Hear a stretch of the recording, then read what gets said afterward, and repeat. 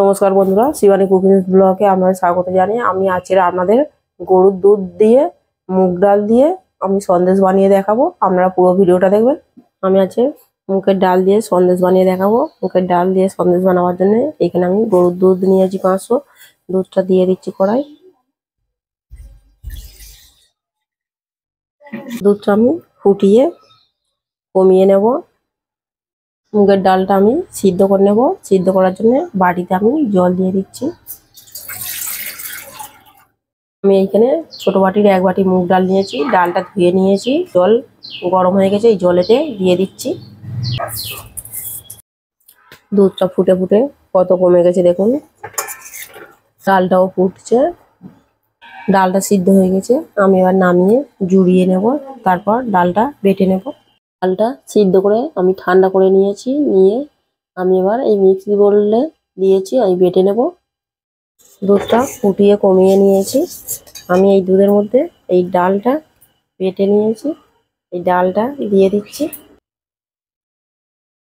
মিহি করে বেটে নিতে হবে, গোটা গোটা থাকলে হবে না। ডালটা দিয়ে ভালো করে নাড়তে হবে, তা না তো ডিলা ডিলা হয়ে যাবে। 500 চিনি নিয়েছি, চিনিটা সবটা দিয়ে দেবো।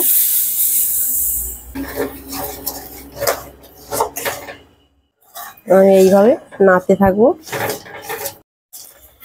এইভাবে নিচে ভালো করে নাড়তে হবে, নিচে বসে গেলে পুড়ে যাবে।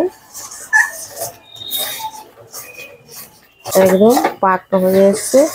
আর গ্যাসটা একটু জোর কম দিয়ে দিতে হবে। লাস্টের দিকে এইভাবে সবসময় নাড়তে থাকবো। সন্দেশের পাকটা হয়ে গেছে, নামিয়ে নেব। এখানে আমি 2 প্যাকেট দুধ নিয়েছি, এই দুধটা দিয়ে দেবো। আমি এই 2 প্যাকেট দুধ দিয়ে ভালো করে নাড়তে থাকবো।